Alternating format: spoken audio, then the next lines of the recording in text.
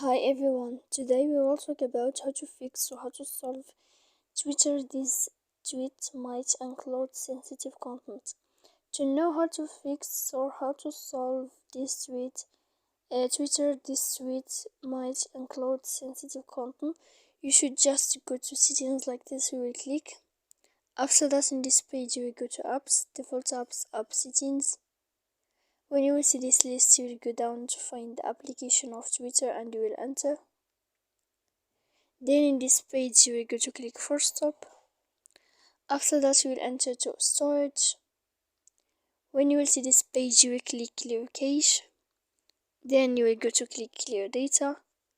And when you will end all this you can turn off your Wi-Fi. So please don't forget to support us by like and subscribe. See you next time in another video and thank you for your attention.